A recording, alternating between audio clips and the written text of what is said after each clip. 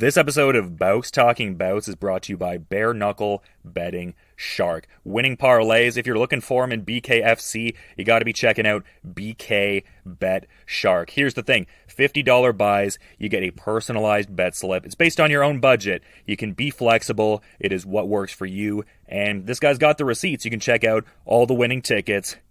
You can peep them, and you can do so at Bare Knuckle Betting Shark. Check him out on Instagram and get with it.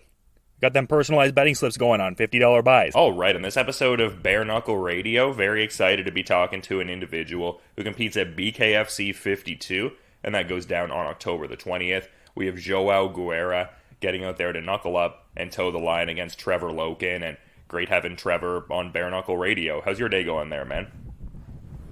Just started, actually. I was about to get the sauna suit on and go run. Yeah, I was going to say, like, whereabouts are you mostly kind of honing the skills? Like, what does the schedule look like at this point in the training camp? Like, I feel like, you know, you're probably at, like, a key juncture in the training camp. Like, how's it looking at this point leading into the fight? So, obviously, we don't know too much about the guys, so it's mostly just, you know, working on what I need to work on. No new skills are being added at this point. It's just nonstop training, getting calories off and getting the weight down. Right now, I train every day in the morning, and you know, I do 2 days, and that's pretty much it. A lot of technical work and cardio, just pushing cardio. Yeah, and I'm kind of wondering, like, specifically where you're at. It looks like Modern Warrior is the place you're training. Is that the case? So I'm mostly at Battleborn, BJJ, and MMA under Kelly Anderson. And then I go down on Sundays to Modern Warrior and train with Keith Richardson. But I hang my hat at Battleborn. It's been a pretty great place for me to train. Definitely recommend it to anybody.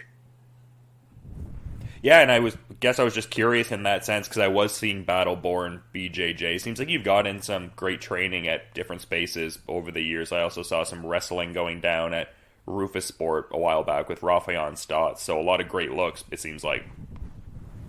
Yeah, I've been around. I like to train anywhere I can. I did a brief stint at Rufus Sport when I was younger. It was back when I was 20 years old, so it's been a long time now. But definitely great looks up there. Great to train with people who've been in the octagon, and people, you know, a lot of guys there were in Bellator, so I got to look at talent at a young age, so it was pretty good for me. But after that, I was at Gracie Raleigh for a long time, and I just moved up to High Point a couple months ago, so I've been doing almost all my training at Battleborn, and I started going down to Modern Warrior pretty recently. But there's a really good group of guys there, and Keith is great, so it's definitely a great place to work in. Yeah, I was going to say tremendously motivated individually, for sure, but I feel like it would be great working with somebody who's readying to vie for a BKFC title in the main event on this card here. Just that certain, like, camaraderie leading into, like, the individual tasks when both of you guys get out there. Absolutely. I mean, he's training for a title fight, and he's got a ton of experience. He's definitely a war veteran, so he's got a lot of insight that most people don't have. It's also interesting training with somebody who's a little shorter and faster than I am versus somebody who's taller and slower. So it's good looks all around. Yeah, I was going to say, is that kind of a unique look for this camp? Like, has that shored up a certain level of maybe, like, precision in your game, just facing, like, a faster kind of opposition and everything? Definitely. I mean, obviously, after my last fight, we had, you know, things to look at. My timing and technical, you know, prowess need to get there a little bit more. So I've been, you know, trying to slow things down, not trying to rush in as much. So we'll see how it goes. Again, we don't know much about this guy, so there's no telling whether he's gonna, you know, try to freight train me or whether he's gonna sit back and be technical. So we'll find out. Yeah, because I was going to say, I mean, he does have previous BKFC experience, but maybe not a lot one can, take and make a game plan around, because the fight was about 72 seconds, his fight against Alberto Blas at BKFC 49. So, yeah, I mean, maybe not a lot to pull from something like that to make a game plan around. Yeah, there's not too much.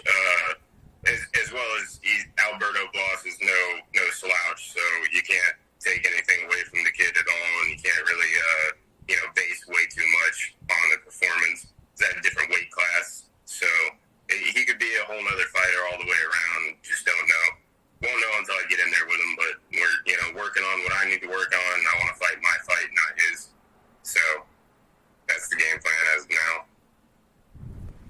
Well, I think it's a very intriguing juncture for you at this point. So I saw that post you had a bit ago where you were saying, if you think I learned my lesson, you're fucking wrong.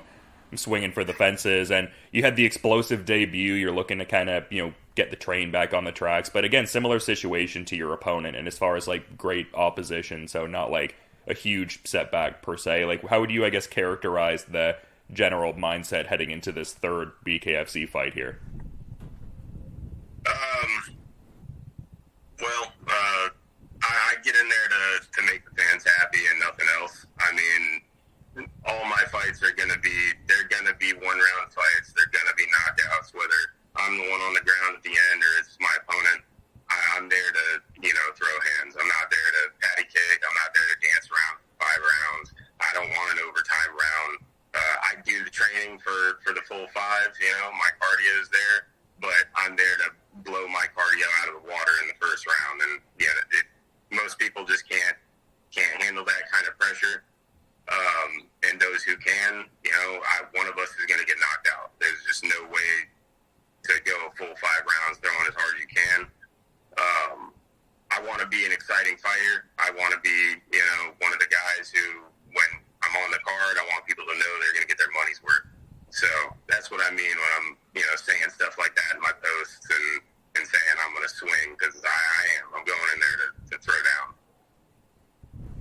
Yeah, for sure. I mean, the track record definitely speaks for itself, and it seems like you're also maybe down the line eyeing a bit of gold as well, which always a great thing to aspire to. And it seemed like, based on some articles I was seeing, that the bare knuckle was almost like something you were looking to do even a bit before MMA, in the sense of wanting to get into it professionally. So it seems like you're really loving the sport and have a lot of long-term kind of goals and vision for what you want to do with BKFC. Definitely. I can see myself wearing a belt in the future for sure. Obviously, there's going to be setbacks, but I'm not one to shy away from adversity. I'm here to fight, and that's why it's called fighting. You can't just walk all over everybody. So I think the 45 division's had a come up recently. There's a lot of big names now, a lot of guys who weren't there a year ago. So it's going to be a haul to get to gold, There's a lot of talent, and BKFC is growing every day, so it'll be cool. I definitely wanted to do BKFC for a long time. I wanted to fight bare knuckle for a long time, so it's kind of cool to see things come to fruition. And you've had kind of a whirlwind journey. I mean, you just technically began your career in this sport at the beginning of the year, so it seems like you're getting, good strength of schedule as part of it, too. Yeah, that's one thing me and my coach were talking about. We felt like it was forever getting this fight. After the last one, it felt like an eternity trying to get another fight. But looking back on it, this is the 3rd one in a year. We're hoping to get the 4th one in by the end of the year, too. Hopefully I run through this guy and tack on another one. Maybe I jump on the December card. But, yeah, it's been wild going from 5-0 in MMA, amateur, that is, over the span of 5 years. 5 opponents in 5 years is nothing. That's no strength of schedule. And going from that to taking not only my first bare knuckle fight, but my first professional combat sports event against a 7-time UFC veteran, and then right after that, back to back, going against number 3 ranked featherweight in the world in bare knuckle. Pretty wild. So I'm hoping to just keep it going.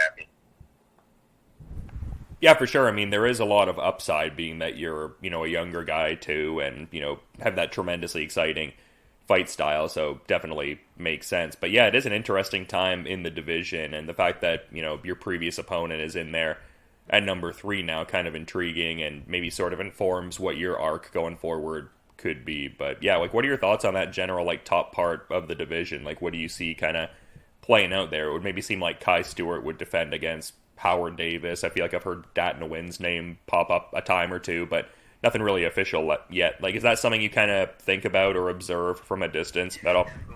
Definitely. So I liked the Kai Stewart Louis Lopez fight. I think it was a little premature to choose 2 to fight for the belt, but you got to have somebody with a belt. I think Kai's a good fighter. It's interesting. There's a lot of personalities in 45. There's a lot of people gunning for the belt. There's a couple who are 3-0, and I know Duran is 4-0 now. So he's going to be gunning for the belt, and they're already having little scuffles at fights and whatnot. So I think Duran's name is in there to fight for the belt. I think Brandon is just as close as anybody else.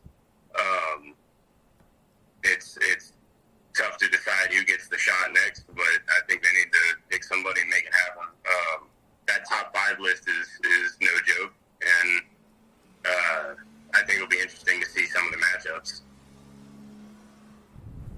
Yeah, I definitely agree, man. Definitely a very talent-rich division, to say the least. But a bit earlier, you were kind of referencing the MMA experience, and I was seeing some, grappling, experiences as well, and doing the research on you. Like, how much does that benefit you, that previous knowledge in this BKFC rule set, just with that, active clinch and everything like that? It seems like it would, benefit you a great deal, having that experience coming over into Bare Knuckle.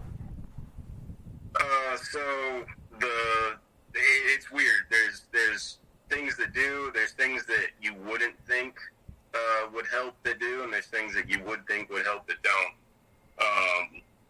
I think cardio-wise, it's a benefit because you're training for 5-minute, 5-minute MMA rounds when you're talking about a title fight for MMA. Grappling is a whole nother kind of cardio. I think that it benefits you in terms that you go full out 2 minutes and not feel too terrible until you get to that, 4th and 5th round. I think that wrestling takes it's hard because it doesn't help the technical aspect of boxing, but it helps the grind of it, if that makes sense. Wrestling kind of brings out the dog in you a little bit more when you get into these heavy exchanges and in those clinch positions, like you said, where to get your head offline when you have a collar tie, that kind of thing. It's just all around is completely different. It's a new world for me. There's been a heavy learning curve for me. But I feel like I'm getting there, and I feel like over, in 2 or 3 more fight camps with it, and I think I'll be a top contender for sure. Yeah, that is fair. It does seem like a lot of learning on the job in a certain sense. Although it seems like in recent years, like the last couple, there's been certain, dynamics where people can spar bare knuckle pseudo. Like, for instance, I know Reggie Barnett Jr. uses more like the 4-ounce gloves, but I've also talked to boxers who will use the more normative Queensbury rules, larger, glove sizes. What do you kind of lean towards as far as sparring? Are you a big gloves kind of guy, or more the MMA gloves to replicate the range? It's tough to find sparring partners who are willing to spar with little gloves. With that being said, I would prefer it. I'd prefer to spar with 7-ounce bubble gloves, MMA bubble gloves, just so you're getting the feel of it. The thing about sparring with big gloves is that your defense is way more solid with big gloves than it is without. You can block way more punches just by covering up. You can parry easier because it's just it's a big pad in front of your face that anything they throw at you, you're touching in some way, steel gloves or when you're sparring with MMA gloves or bubble gloves, a lot more punches get through. Even when you have a full guard up, they come around, they go right up the middle, you're still getting hit in the forehead. That's the kind of stuff you have to be really wary of in BKFC. You can't just sit behind a closed guard and think you're going to be okay. The punches are going right through it. Not only that, if you block a punch, you have your hand on the side of your head and you block a full right hand, you're still breaking the metacarpals in your hand. So it's completely different all the way around. I would prefer to spar in bubble gloves or smaller MMA gloves just to get the feel of it. Speed is a whole nother thing. It's great to spar with the 16-ounce gloves because you can throw a lot harder and you don't have to worry so much about hurting your opponent or hurting your hands, but you're just not getting the feel for how fast somebody's going to throw at you without a glove on. You're not getting the feel of how you need to block and how your parries need to be without the little gloves on. So I like that you asked that. That's a big. It's been a big thing I've been thinking about over the past year. Yeah, I mean, fair consideration. Just interesting to see each people's methodologies in this kind of ever evolving sport. Everyone has their own things they're trying out and workshopping. It's just kind of an interesting time. Oh yeah, we're really early. We'll see it evolve a lot more. Yeah, for sure. Definitely agree. I guess one of the last things I wanted to touch on, and it seems like you almost kind of touched on it a bit earlier too, just with your last 5 fights across 2 combat sports ending in round 1. Are we seeing that streak continue in this next one? Oh yeah. Yeah, I don't see myself having a bare knuckle fight that goes the distance. I just don't see that being possible. We knew going into the last one, it was either going to be me or him. We didn't know, believe it or not. With Marcus, it was a toss-up because we were like, this is a pretty technical guy. He's been around the block. He's not just going to rush in. He's going to circle. He's going to be really elusive. I think I did a good job of just cutting him off and being the much longer fighter. It's hard for him to get away. But going into the last one, we pretty much knew as a camp it's going to be me or him, so I'm going to have to get into a firefight and we'll see what happens. That's the way it's going to be for all my fights. I'm not gonna lie and say I'm going to be the technical guy. I'm in there to get the job done. I don't want to be in there for 5 rounds. I'm sure my opponent doesn't. So hopefully he steps up and swings with me. But if he doesn't, I'm still going to knock him out. It's going to be a first round no matter what. Yeah, I thought it was kind of funny. It was after the Rimmage fight. I think you posted something saying it looks like I trained in a bar for this one. Technicality is overrated. Yeah, it is overrated in BKFC. One punch can end it all. So, that one did look like a training in a bar. I just want to keep my fights short and exciting. I want people to know that when I'm getting in the ring, I'm getting in there, they're going to see a knockout. And that's how you grow a fan base, and people like to watch that kind of thing. It's sad, but it's true. Yeah, I mean, they definitely enjoy watching Trevor Loken get out there for sure, but you've been great with your time, man. I want to be mindful of the rest of your schedule, though, so in saying that, is there maybe any kind of final parting thought you'd want to add as we're sort of wrapping up here, man? Not really. Just get down to Colombia and see the fight. Yeah, it's going to be a great one against Joao Guerra, and very excited to take in BKFC 52. And yeah, very excited to see your fight on October the 20th, man. Thanks for the time and coming on and all. But, looking forward to seeing that. But until then, just have a good rest of your day too there, Trevor. Yeah, you too, man. Thank you for having me on. This episode of Bouts Talking Bouts is brought to you by Bare Knuckle Betting Shark. Winning parlays, if you're looking for them in BKFC, you got to be checking out BK Bet Shark. Here's the thing, $50 buys, you get a personalized bet slip. It's based on your own budget. You can be flexible. It is what works for you. And this guy's got the receipts. You can check out all the winning tickets. You can peep them, and you can do so at Bare Knuckle Betting Shark. Check him out on Instagram and get with it. Got them personalized betting slips going on, $50 buys.